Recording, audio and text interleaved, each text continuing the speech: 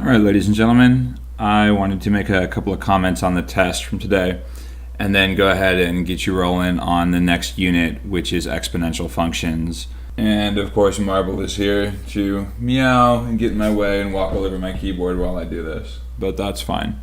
So I ran the test through the Scantron machine and they looked really, really good. The class average was an 85. That's across all three of my classes. All of the questions, I think the lowest was 71% correct. Everything else was in the 80% or 90% correct.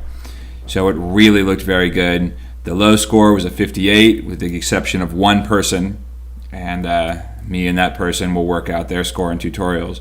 But the vast majority, everybody, was 58 or above. Lots of A's and B's, handful of hundreds. So I don't think you have much to be worried about. We will either go over the test tomorrow in class or more likely on Wednesday because I want to get you moving on exponential functions first.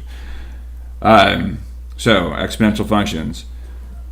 Like all functions that we've been studying, linear, quadratic, the exponential function has a parent function, and that is 2 to the x.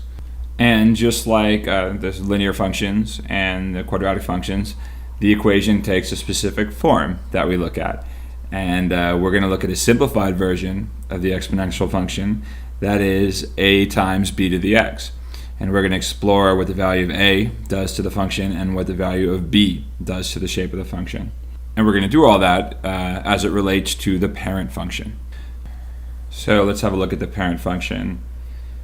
Go to y equals, put in 2 raised to the x power. So now our variable is in the exponent's position, and we're going to look at what happens with successive powers of 2, or 2 raised to successive powers. So 2 to the first, 2 to the second, 2 to the third, 2 to the fourth, and so on and so forth. So if we press graph, there we go, and we can see the function is very flat to the left, and then it really begins to take off to the right. Maybe let's zoom in a little bit. So we can see it's very flat, and then it comes right through the point 0, 1 before it takes off. And if we look at the table, we'll see some interesting things as well. So you can see there's the y-intercept is right there at 0, 1. And then as we go negative, the function is getting closer and closer and closer to 0, so close that the calculator starts using exponential notation. That is right here, 4.8 times 10 to the negative 7th power. So you would take that decimal and scoot it to the left 7 places. And as we continue to move to the left, as x becomes increasingly negative, we get closer and closer and closer to 0.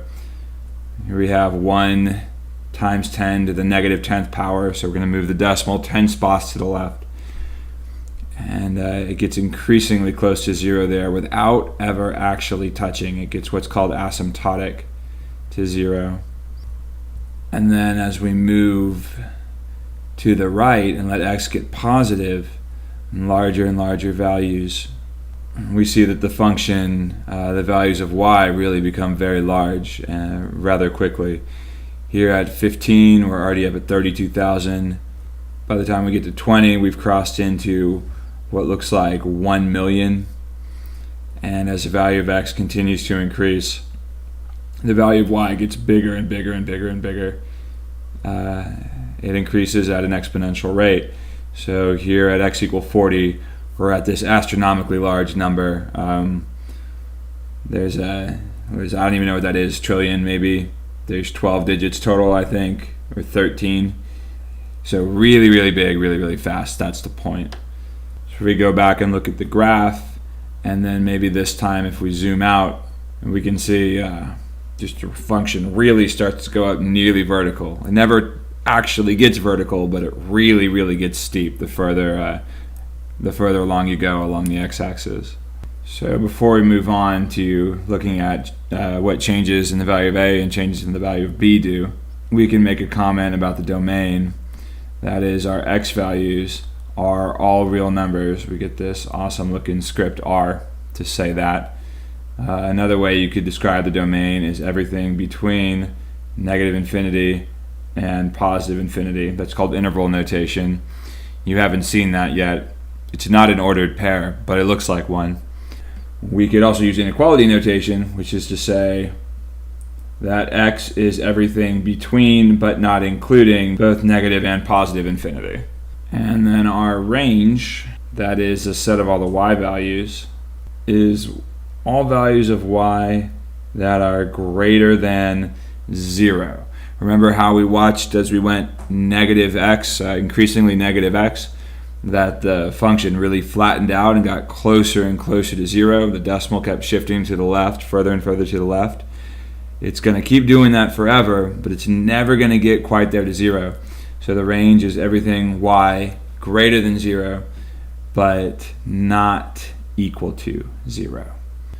Of course, to prevent confusion, we'll just look at the domain and range this way, without the interval notation. Okay, so now let's look at transformations. Specifically, we'll start with what happens when I change that value of b. So for right now, and with the parent function, you can just consider the value of a to be 1. So we're multiplying the function by 1. It doesn't change anything. Let's have a look at the calculator and see what happens when we change the value of b. So there's our parent function, and let's just let b be 5 this time. So instead of raising 2 to the x, I'm going to raise 5 to the x. All right, now let's zoom in so we can get a little bit of a better look at what's going on. So here comes our parent function, again, very flat, intersecting at 0, 1, and then taking off. And then here comes 5 to the x, our transformation on the b. See how it's even flatter, then it takes off even faster, and but still intersects to 0.01. So they have that point in common. And I'm going to go ahead and leave it zoomed in. And in addition to 2 to the x and 5 up to the x, let's do 1/5 to the x. So we can really see exactly what's going on with the transformation here.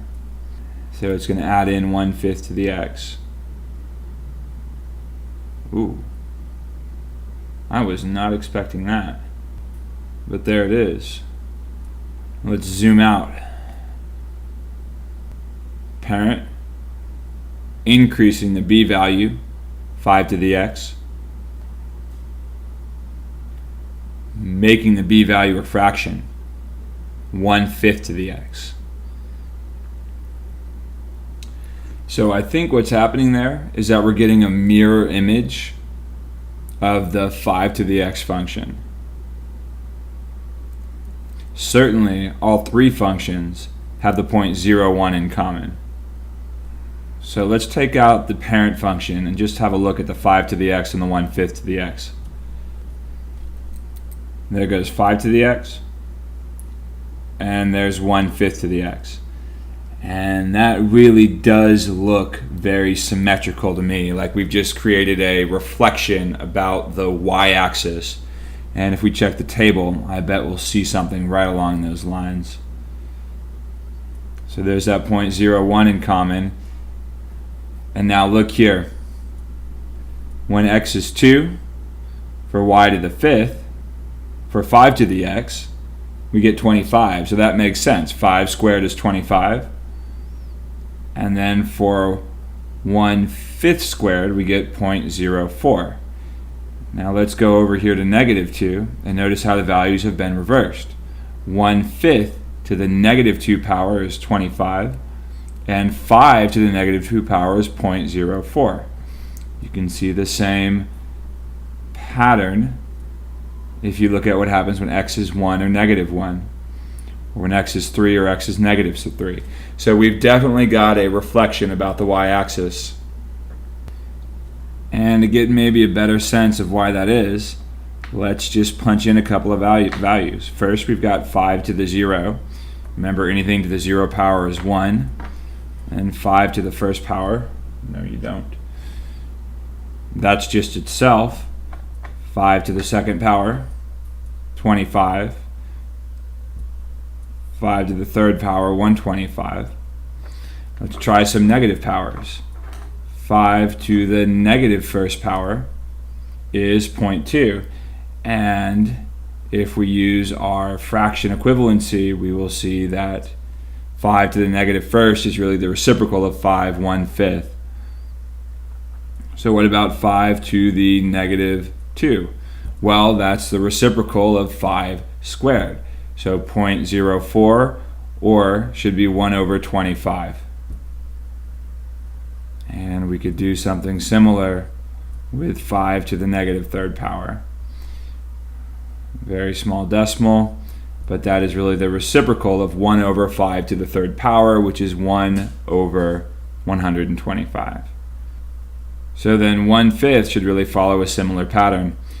We can do 1/5 to the 0 power and get 1, because anything to the 0th power is 1. We can take 1/5 to the first power and get 1/5, because anything raised to the first power is itself. What about 1/5 squared? Well, you're squaring the numerator and the denominator, so we should get 1 over 25. 1/5 to the third power, no surprises. And now let's try with a negative value. 1/5 to the negative first power should give me the reciprocal of 1/5. So again, we're exchanging the place of the numerator and the denominator to give us 5. 1/5 to the negative 2 power, the negative exchanges the place of the numerator and the denominator, and then the 2 squares both the 1 and the 5, which of course only impacts the 5. So 1/5 to the negative 2 power is positive 25, because remember that negative exponent is creating the reciprocal. It just looks a little different when you start with a fraction instead of a whole number. And of course by now I'm sure you've got a handle on the pattern, or at least a sense of what's going on. So that should give us an idea about what's going on when we change the value of b. I could say one more thing. We could compare, let's say, 2, which was the parent function. We can do 2 to the second, 2 to the third, 2 to the fourth, and our exponential function is taking off. Or we could do something similar, but 5 to the second, 5 to the third. Because of the way exponents work, 5 times 5 times 5 increases much more quickly than 2 times 2 times 2, or 3 times 3 times 3 for that matter. And it'll also flatten out much more quickly. So 2 to the negative 1, well, that's 1/2, or 0.5. 2 to the negative 2, 0.25. But compare that to raising 5 to the negative first. That goes down to 1/5, or 5 to the negative second. That becomes 1/25. So that value of b makes our function take off and land much more quickly, for lack of a better way to express it. And then when we use a fraction in place of b, we create the mirror image, or the reflection, across the y-axis. So let's just describe that here. b greater than 2 will increase the rate of change, or the rate of takeoff. And b less than 1 will create a mirror image, or reflection, about the y-axis. Of course, there's still a couple of things we haven't looked at. What if b is between 1 and 2? What if b is exactly 1? Or what if b is less than 0? So let's handle each of those. Let's let b be between 1 and 2. So 1.5, why not? Raised to the x power. And then we want a case where b is exactly 1. So let's raise the number 1 to the x power. And then we want a case where b is negative. So let's do negative 2 raised to the x power. And have a look at those in the graph. And let's go ahead and turn the parent function back on. So we're still zoomed in here. We'll zoom out in a moment. There's the parent function, 2 to the x. Now here comes 1.5 to the x. Notice how it's above the parent function, still intersecting at the point 0, 1, but now it's below. Here comes 1 to the x, and that's just a straight line. And then here comes our negative 2 to the x, which has been flipped across the x-axis. zoom out to maybe get a better look. 2 to the x, 1.5 to the x, 1 to the x, negative 2 to the x. So instead of explaining to you why each of those is the way it is in this video, I will leave you to ponder it on your own and give you something to think about in class tomorrow.